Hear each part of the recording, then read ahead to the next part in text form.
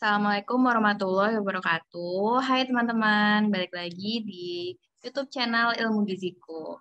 Nah, kali ini di minggu ini kita akan bahas skripsi lagi nih bersama saya Aldera di sini. Kita akan membahas skripsi di bidang gizi klinik. Nah, seperti video sebelumnya, kali ini kita juga mengundang narasumber yang memang sudah lulus dan skripsinya itu mengenai gizi klinik. Ya, apakah sudah terhubung Anita? Halo, iya. Halo Anita, Hai. bisa kenalin dirinya dulu? Saya Anita, lulus tahun 2020. Oke, berarti saya panggilnya Anita aja ya. Iya, Oke, hai Anita, apa kabar? Alhamdulillah baik. Gimana kabar Aldera? Alhamdulillah baik juga nih. Oke, kalau gitu kita langsung mulai aja ya Anita. Kan Iya. kemarin itu kan sempet di share ya di story ilmu giziku. Mm-mm. Kayak question box gitu yang isinya tuh ada nggak sih pertanyaan-pertanyaan seputar skripsi di bidang gizi klinik. Nah, jadi tuh udah dikumpulin gitu pertanyaan-pertanyaannya.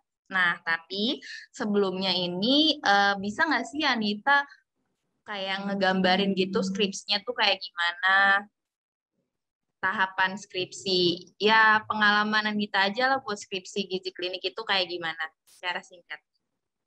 Oke. Jadi dulu waktu mulai pertama kali disuruh untuk buat judul skripsi, lalu dikonsultasikan ke dosen. Dan jika dosen itu ACC, ya udah ambil aja judul tersebut. Waktu itu sebenarnya saya buatnya bukan mengarah ke gizi klinis, tapi gizi komunikasi.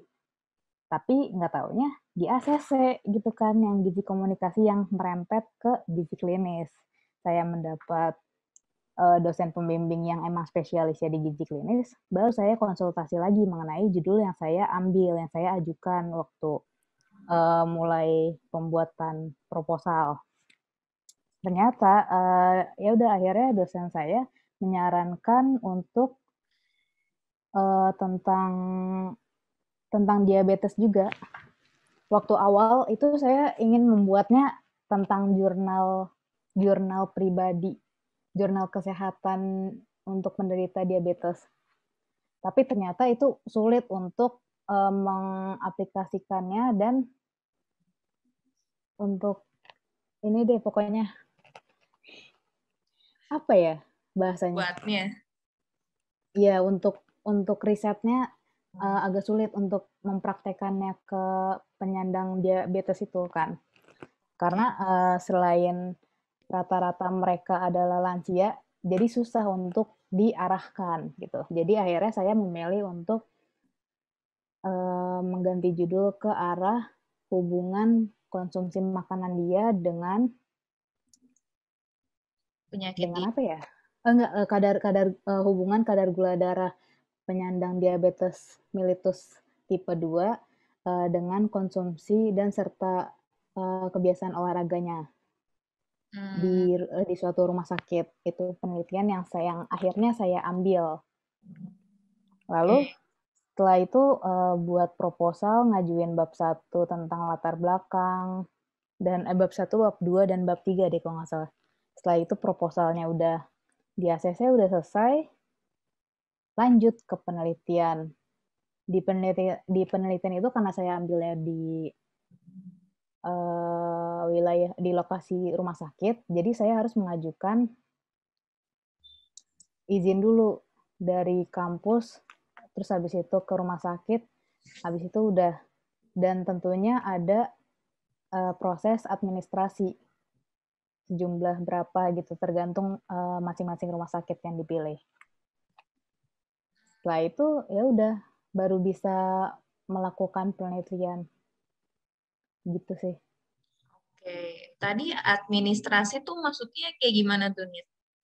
administrasi berupa izin, terus abis itu pembayaran untuk pengambilan data gitu. Oh, oke, Ya. berarti ngambil datanya juga bayar ya kemarin? Kalau karena saya di rumah sakit jadi bayar. Oh, oke, oke.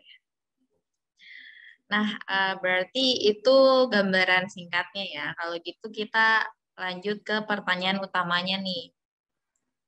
Pertanyaan dari teman-teman di ilmu giziku. Pertanyaan pertama itu adalah, sulit nggak sih angkat gizi klinik jadi skripsi? Karena pengalaman dari dia di kampusnya itu jarang ada yang ngambil gizi klinik.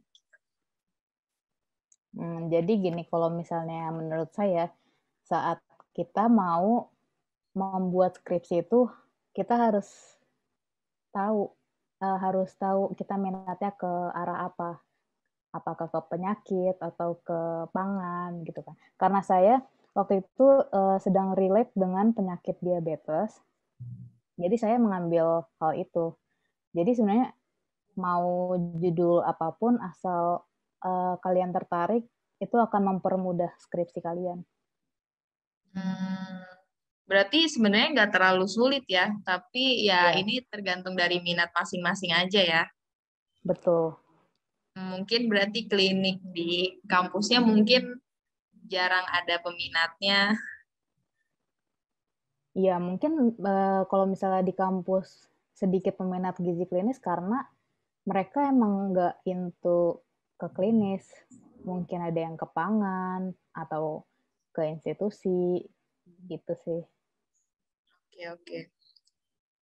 Nah, terus untuk pertanyaan berikutnya, plus minus membuat skripsi tersebut dengan menggunakan metode kuanti dan kuali itu gimana tuh nih? Kalau misalnya plus minus, tentunya kalau misalnya kuantitatif plusnya itu berdasarkan data kan, kita bisa ngitung. Hmm, Tapi minusnya untuk pas pengumpulan datanya itu yang harus tepat. Sedangkan hmm, kalau misalnya kualitatif, kita harus riset lebih banyak lagi, harus riset lebih banyak jurnal terus habis itu harus juga memilih kata-kata yang tepat untuk menjawab apa namanya tuh? gambarkan permasalahan. Iya, tujuan skripsi, pembentukan skripsi, hipotesis untuk menjawab hipotesis kita kan. Iya, Ya, oke. seperti itu sih. Walaupun kuantitatif juga sebenarnya sama-sama harus main kata-kata juga sih, tapi kualitatif lebih banyak jurnal gitu. Oke. Tapi kalau di kita kesehatan lebih banyak kuanti ya penelitiannya. Iya, betul. Oke. Nah, terus pertanyaan selanjutnya nih, Nit. Kenapa di skripsi bidang gizi klinik itu identik dengan studi kasus? Bisa dijelasin nggak tuh, Nit? Karena setahu setahu saya ya, kalau misalnya gizi klinis ini itu kan eh, mengangkat suatu penyakit dari individu seseorang kan. Iya. Jadi studi kasus itu ya lebih ke individu sih menurut saya. Hmm, oke, berarti kayak khusus satu penyakit gitu ya? Iya, Berarti di gizi klinik itu dominannya penyakitnya kayak misalkan diabetes, ya udah berarti di penyandang diabetes doang gitu ya? iya. Nggak komplikasi. Apa bisa komplikasi Tergantung juga? tergantung mau ngambil judulnya apa. Kalau misalnya mau ngambil studi kasus untuk penderita diabetes dengan 2 atau 3 komplikasi, ya udah Hmm, berarti bisa juga ya, bisa.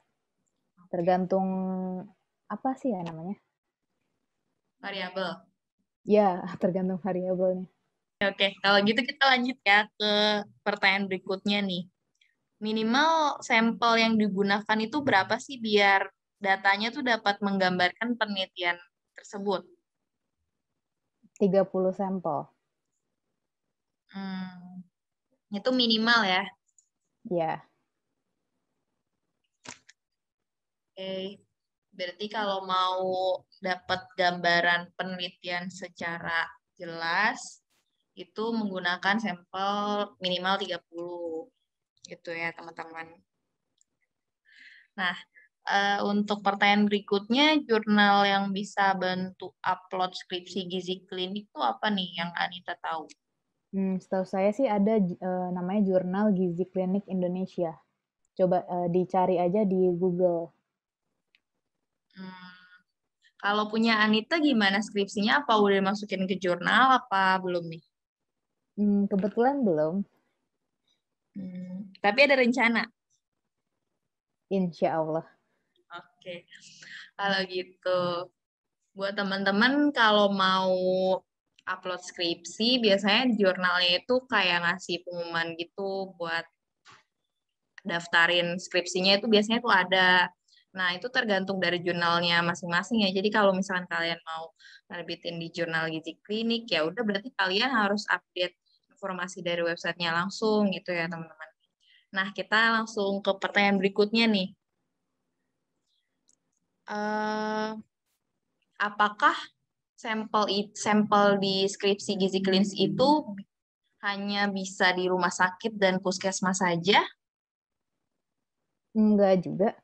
Kalau misalnya bisa juga di suatu komunitas gitu sih, misalnya kayak diabetes. Kalau misalnya diabetes tuh ada namanya Persatuan Diabetes Indonesia Persadia. Jadi bisa di situ juga, atau bisa juga di klinik gitu sih. Misalnya kayaknya kalau misalnya di Prodia tuh ada juga deh yang mereka sering rutin, ya intinya komunitas juga sih, seperti itu. Oke, berarti nggak cuma di rumah sakit sama puskesmas saja ini, tapi ada juga di komunitas-komunitas kayak diabetes, hipertensi gitu. Oke deh. Kalau gitu, pertanyaan selanjutnya, bagaimana dan di mana cari referensi untuk skripsi gizi klinis? Pengalaman Anita. Bisa dari jurnal yang Gizi Klinis Indonesia itu, atau kalau misalnya saya sih lebih sering saya cari di Google dengan keyword jurnal, terus sama topik yang saya ambil. Misalnya saya kan ambil tentang diabetes mellitus. Ya udah, jadi saya mengambil tentang jurnal hubungan kadar gula darah dengan asupan pada penyandang diabetes mellitus tipe 2 gitu. Oke, oke. Berarti langsung cari aja di Google. Tapi kalau untuk gimana ya? Jadi kan kalau misalkan jurnal itu biar dia benar-benar bisa masuk ke skripsi kan harus ada syarat-syaratnya tuh ya, Nit. Itu apa aja tuh? Kalau saya sih lihatnya yang ISSN dan DOI-nya. Oh, berarti yang harus ada itunya ya, yang bisa dimasukin ke skripsi, yang bisa jadiin referensi. Iya, tapi biasanya kalau misalnya ada di link di website jurnal tertentu, ya pasti itu udah ada ISSN dan DOI-nya sih. Oke, oke. Nah, terus pertanyaan selanjutnya nih, Nit. Gizi klinis, oh ini skripsi di bidang gizi klinis sama di bidang gizi masyarakat itu perbedaannya apa aja sih nih? Jadi kalau misalnya gizi klinik itu berkaitan dengan masalah gizi individu yang sedang menderita gangguan kesehatan akibat kekurangan atau kelebihan gizi. Misalnya kayak diabetes mellitus, karena dia kelebihan berat badan atau karena kurang aktivitas fisik gitu. Intinya kelebihan gizinya berlebihan. Makanya jadi muncul tuh penyakit diabetes. Sedangkan kalau misalnya gizi klinik itu lebih ke kuratif daripada preventif dan promotif. Kuratif tuh kayak uh, treatment. Treatment tuh apa? Terapi. Iya, terapi. Sedangkan kalau misalnya yang gizi masyarakat berkaitan dengan gizi kelompok masyarakat, misalnya kayak anak remaja anemia atau anak balita yang KEP atau juga Bumil yang KEK seperti itu. Dan kalau misalnya gizi masyarakat lebih ditekankan ke yang preventif dan promotif. Gimana sih biar ibu Bumil tidak terkena KEK, remaja tidak terkena anemia gizi ataupun pokoknya Lebih ke seperti itu. pencegahan ya, Nit. Ya betul. Oke. Nah, terus untuk, berarti udah jelas ya teman-teman tentang bedanya gizi klinis dan masyarakat. Sebenarnya pertanyaan ini juga udah ditanyain sih, sempat disinggung sedikit di video tentang gambaran skripsi di bidang gizi masyarakat, itu sempat disinggung dikit tuh. Nah, terus kita lanjut ke pertanyaan berikutnya aja. Jadi pertanyaan berikutnya adalah, ada nggak sih Kak saran mengenai skripsi di bidang gizi klinik tentang pasien COVID gitu? Apa ya? Mungkin mengenai ini hubungan konsumsi protein mereka dengan gejala COVID yang mereka derita saat itu kali ya. Karena setahu saya terapi untuk pasien COVID itu adalah pakai diet TKTP, tinggi protein. Ya, seperti itu. Oke. Oke, mungkin segitu aja nih untuk pertanyaan-pertanyaan yang bisa dibahas di video kali ini. Buat teman-teman yang udah nanya, makasih banget. Dan buat narasumber kita, yaitu Anita, terima kasih banget udah hadir di video kali ini. Dan ada kata-kata penutup dari Anita. Terima kasih juga untuk Ilmu Giziku yang udah mengundang ke YouTube channel. Untuk ya, kalau misalnya untuk pesan-pesan ya udah. Kalau misalnya mau buat skripsi harus sesuai dengan minat, biar tidak terkendala di tengah-tengah. Selain minat, juga harus dipastikan apakah penelitian topik yang kita ambil itu sudah banyak yang bahas di Google atau enggak. Biar untuk mencari literaturnya itu lebih mudah gitu. Oke, terima kasih banget nih untuk sarannya, untuk sharing pengalamannya juga. Sama-sama, semoga yang sedang skripsi dipermudah semua ya. Amin. Oke deh, mungkin segitu aja video kali ini. Buat teman-teman, terima kasih yang udah nonton video ini sampai akhir.